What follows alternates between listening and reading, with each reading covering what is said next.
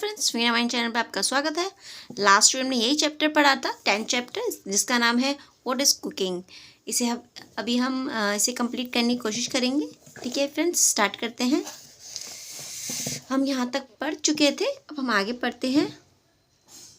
Things that are eaten raw. Things मतलब वो चीज़ें, दैट आर ईटन मतलब खाई जाती हैं, रो मतलब कच्ची। यहाँ पे आपको वो चीज़ें लिखनी है जो हम कच्ची खाते हैं। रो मतलब कच्ची होती हैं।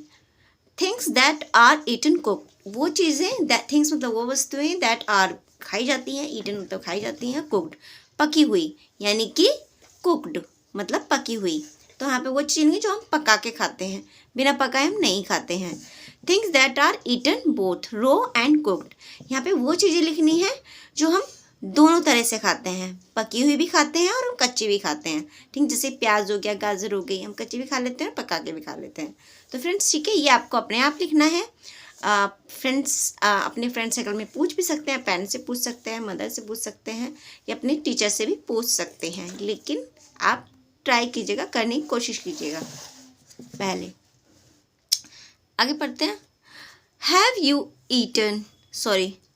यू सीन अ चपाती, क्या आप चपाती देख चुके हो, being made in the kitchen और anywhere else. Have you seen chapati, क्या आपने चपाती देखी है, बीइंग मेड बनाई हुई, इन किचन किचन में बनी हुई, यानी कि किचन में बनते हुए आपने देखी है चपाती को, और एनीवेयर एल्स या फिर कहीं और बनते हुए देखा है। There are so many things, there वहाँ पे ऐसी बहुत सारी चीज़ें हैं, टू बी डन की जाती हैं, फॉर दिस इस चीज़ के लिए। कहने का मतलब है यहाँ एज सब्जेक्ट इन्होंने यूज़ किया, लेकिन इनका सेंस ये निकल रहा है कि ऐसी बहुत सारी चीज़ें हैं जो की जाती हैं, मतलब रोटी बनाने के लिए। फॉर दिस यहाँ पे इस्तेमाल हुआ है रोटी के लिए, यानी रोटी बनाने के लिए बहुत सारी चीज़ें में की जाती हैं।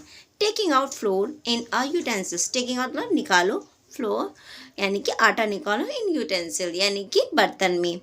And kneading in it into a dough, kneading मतलब इसे गुथो, इनटू माने इट, इसे इट मतलब आटे को, इनटू अ डो के रूप में, डो मतलब गुथा हुआ आटा होता है, उसके रूप में आपको इसे गुथ लेना है।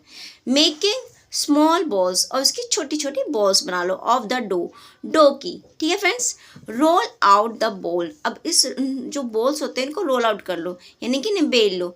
Then cooking it on fire, तब इसे पका लो, फायर मतलब आग पर। आफ्टर ऑल दिस, इसके बाद the chapati reach your plate, after all this, इन सब के बाद क्या क्या होता है, तो चपाती यानी कि रोटी जो होती है, रिच पहुंच जाती है योर प्लेट, आपकी तस्तरी में, यानी कि आपकी प्लेट में।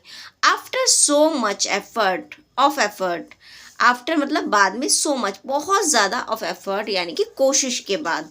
देखिए आप चपाती कितने तरीके से उसे बनाया गया, किस तरीके से बनाया गया। पहले उसे गूथा, आटा निकाला, फिर उसे गूथा बहुत अच्छे से, फिर लोई बनाई, फिर बेला, फिर तवे पे बेलते हैं, आयरन प्लेट होती है एक तरह की। ठीक है फ्रेंड्स, तो इतनी कोशिश के बाद वह हमारी प्लेट में आती है।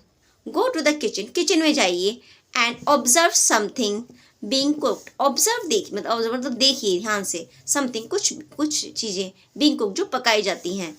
What all was done to cook it, what माने क्या, ऑल माने क्या गया, सभी कुछ क्या गया, डन माने क्या गया, टू कुक इट यानी कि इसे पकाने के लिए।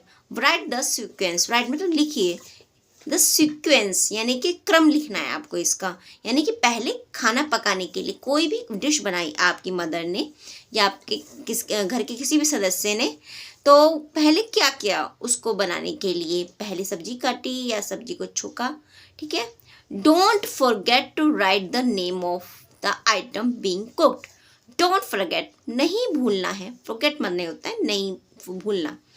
डोंट फॉरगेट टू राइट लिखना, द नेम नाम, ऑफ आइटम व्यंजन का नाम, यानी कि खाना बनाने वाली जो चीज़ जो तुम खाना बनाओगे उसका नाम लिखना नहीं भूलना है, बीइंग कुक जो पकाई जा रही है।